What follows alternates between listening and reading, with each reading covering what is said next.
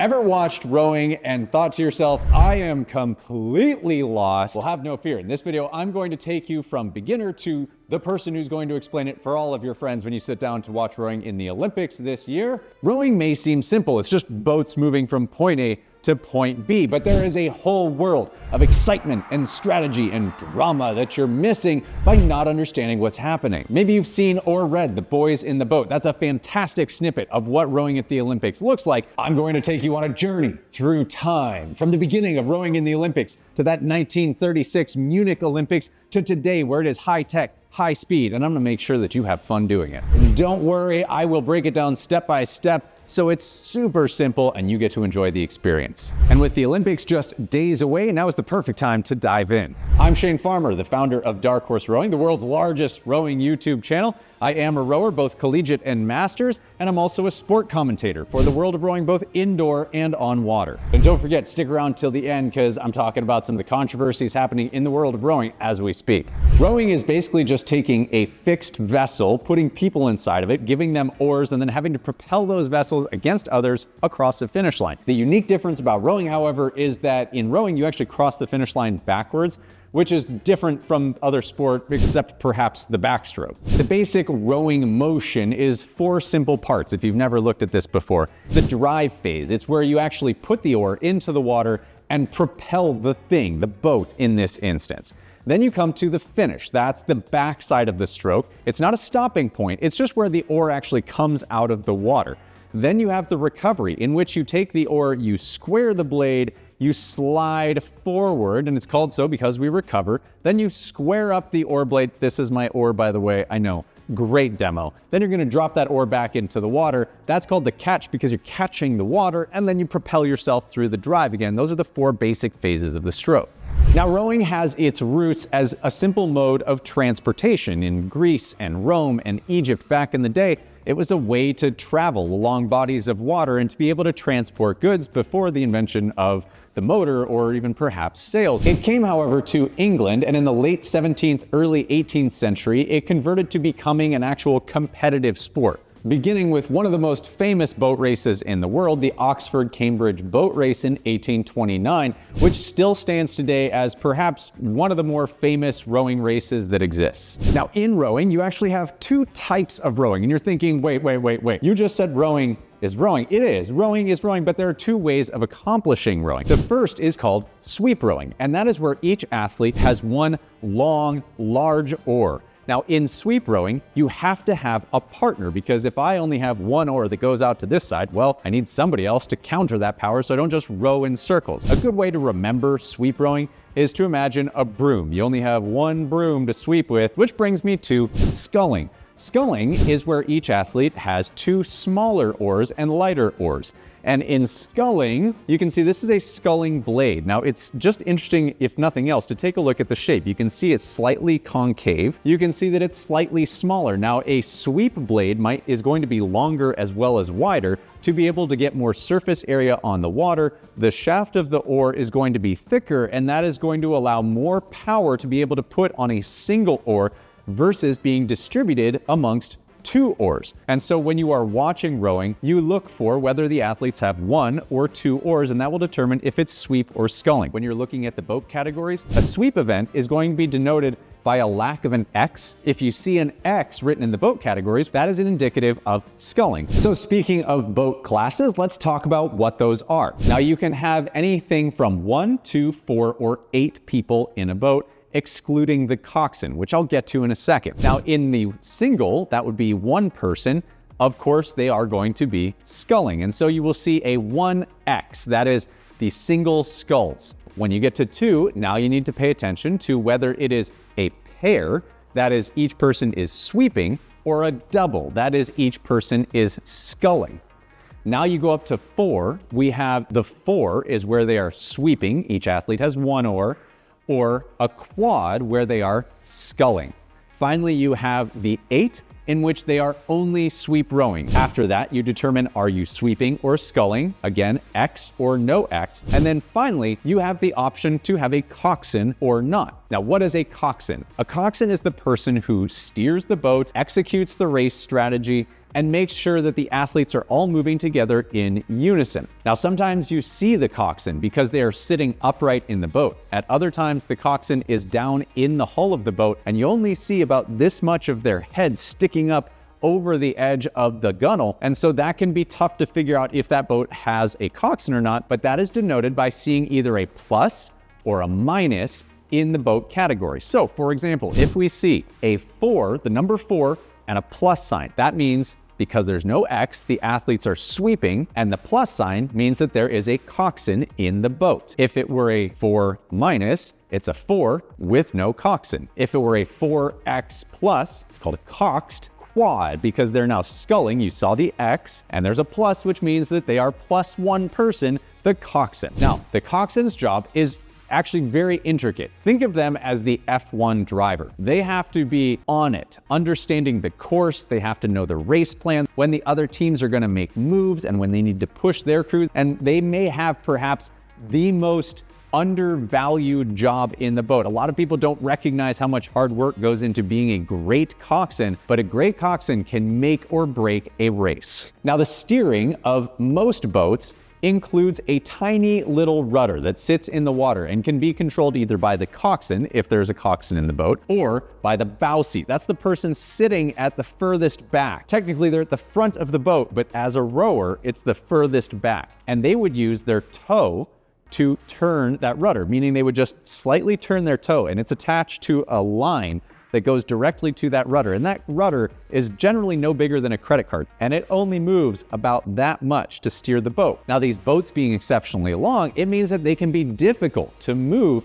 and therefore steering is an incredibly important talent and skill when it comes to rowing. Now, let's take a look at the boats themselves. Boats today are made primarily of carbon fiber, very rigid, very light, and that's because there's so much power being put through the boat, you don't want it twisting or moving under the force that these athletes are applying. There are shoes in the boat, and the athletes just slip their feet into the shoes that are attached to the boat. Those are called the foot stretchers. Then you have the seat. And this is an area worth noting. A lot of people don't look at rowing and think, oh, there's a sliding seat. They think rowboating, where it's a fixed wooden plank and there's somebody just heave-hoing, right? That's not how rowing works in the sport of rowing. The sport of rowing has a sliding seat. Therein denotes that the rowing movement is predominantly a push of the legs. And as they push, the seat slides with the body. Next, you have the riggers. The riggers either stick out to the, well, they do stick out to the side. It depends on how they're attached to the boat. The rigger is there to hold the oar and attach it to the boat. At the end of the rigger is what's called an oar lock. You could probably guess what that does. It locks the oar to the boat. It pivots on a pin.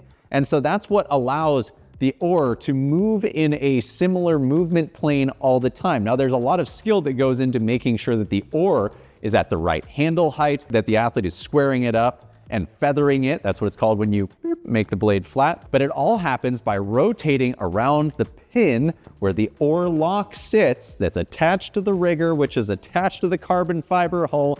The athlete sits on a sliding seat and their feet are attached to the foot stretchers. So what does the anatomy of these boats look like from size and weight? Well, a single can run on the low end to about 25 feet in length and about 30 pounds. They feel pretty light and nimble, but get your way up to an 8 and boy, do things change. They can get up to 60 feet and about 245 pounds. And the cost on these things is pretty astronomical, getting up to $60,000 for these boats, and some of them are extremely valuable as well as very delicate. Now back to this sliding seat concept. What's really interesting is that the competitive sport of rowing did not start with sliding seats. Back in the day, athletes would have to grease up their backsides and have pretty thick pants, and they would literally slide on the deck of the boat on their pants. Well, that changed with the advent of sliding seats, and a really fun little look at that is if you've never heard of or seen the movie The Boy in Blue. If you want to see a young, jacked Nicolas Cage, sweaty and figuring out rowing, That, I gotta say, is a fun movie to watch, and it is all about the advent of when sliding seats became popular in the sport of rowing. And it also plays a little bit to the history of rowing, which was that it was a big gambling sport. There was a lot of gambling done, especially in the US. Rowing was an extremely popular sport back in the day. Now, in that, there is still one bit of old school gambling that still lasts to this day, and that is the exchange of jerseys. You may see that I have a jersey from time to time sitting on the wall behind me. Well, typically, those jerseys come from races in which you quote unquote bet jerseys on the race. If you win against a whole bunch of other boats, you win the jerseys off the back of every athlete that you row against. And it's a very cool part of history that still comes with rowing. I never beat Navy when I was rowing, so it can also be a sign of respect to somebody that you appreciate or that you have learned from or that you just connected with. You may just swap jerseys for the fun of it. And so with that being said,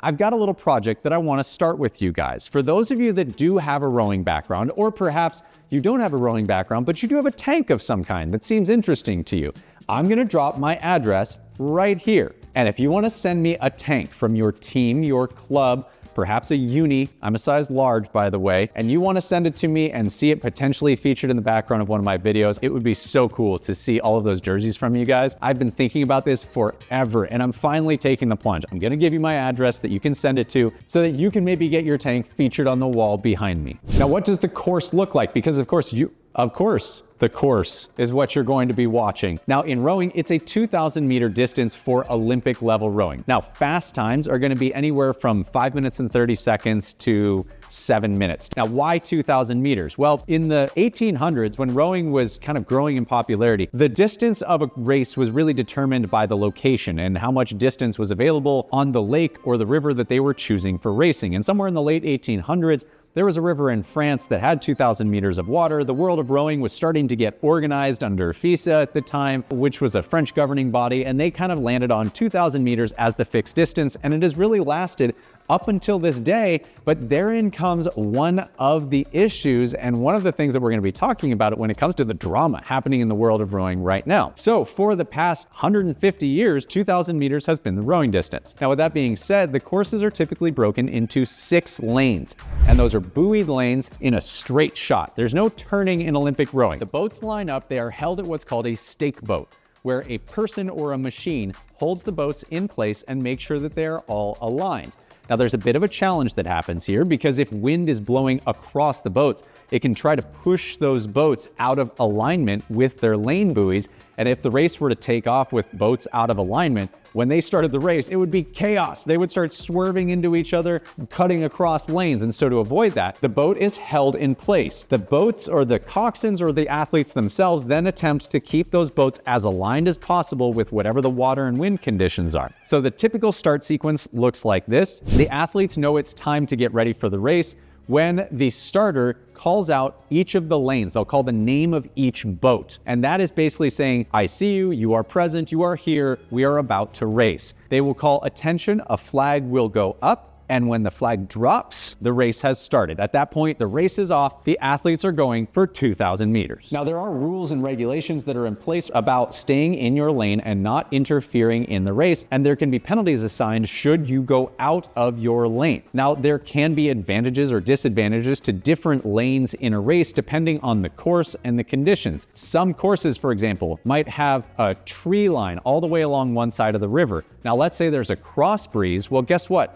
The boats that are closest to the tree line are going to get some protection from that wind, whereas the boats on the furthest lane are going to be impacted more by the wind because it will sweep over the trees, across the water, and be pushing those boats sideways. So there can be, and it's worth listening for the commentators in the race to look at it and listen to if there are advantages to being in a particular lane inside that race. Now, onto the boat classes. The only thing that I'm going to cover here, because there are a lot of boat classes, so I'm just going to drop a graphic right here so you can see all of the boat classes that we'll be racing. The thing that you might see that I haven't mentioned yet is that there are heavyweight and lightweight rowing classes. Now, there are only the 2, and that goes for both men and women. Now, those weight classifications are that for men, no man can weigh over 160 pounds, And the boat average must be 155 pounds or less. So that is the lightweight classification for men. For women, the heaviest that a woman can be, a single athlete, can be 130 pounds, but the boat average must be below 125 pounds. So those are the heavyweight and lightweight classification weights. Now you also have para-rowing categories in the Olympics in which we do have mixed events, but those are PR1, PR2, and PR3. The PR stands for para. Para 1 is for athletes who only have shoulder and arm mobility. PR2 is for athletes with trunk and arm mobility, and PR3 is athletes with legs, trunk, and arm mobility. So what factors affect the actual racing that you're going to be watching? Well, first and foremost is weather. Things to watch out for. Is there crazy wind happening that day? What are the water conditions? Typically, those things are going to be heavily impacting the race. Now, if it's a perfect day, sun's out, no wind, flat water, no rain, those are ideal racing conditions because now the athletes don't have to deal with any adversity. Next up, you have to think about how the athletes move together. One of the hardest parts of rowing is that the athletes have to learn to move together in sync, doing the exact same thing, the exact same way. In every other boat category, the athletes have to figure out how to do and look and feel exactly as the person in front of them, and then everybody else in the boat doing the same thing at the same time without anybody screwing it up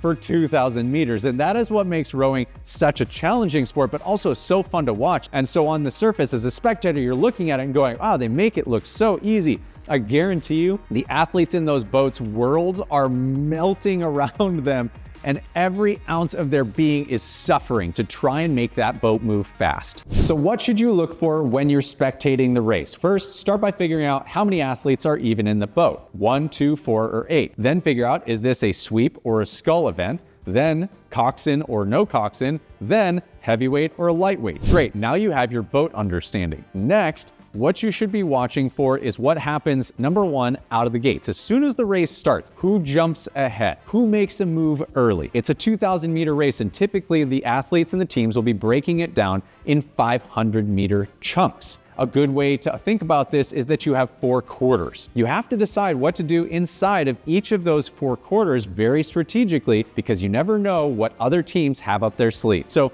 in each of those quarters, you are looking at what happens, who moves, who changes position. Watch what the oars are doing in the boats. Does anybody's oar look wild? Does all of a sudden an oar just disappear? That's called a crab. It does happen from time to time, and it's the equivalent of a crash in car racing. Next, as you get into the second half of the race, really keep a close eye on those lead teams, because some teams will be holding back a sprint and they will try to unleash it, and you never know when it's going to happen. It could be something they do in the final or the second half, maybe with 750 meters to go, but listen in on what the commentators are saying, as well as watching and seeing what the field is doing in order to see how that race is going to pan out. And again, as I mentioned, look to the weather conditions. What does the weather look like, and how is that impacting the race, and what that's going to mean for the athletes? So a little bit about the history of rowing. Rowing has been in every Olympics since 1896. Fun little asterisk on that, though, is that rowing didn't actually happen in the 1896 Olympics in Athens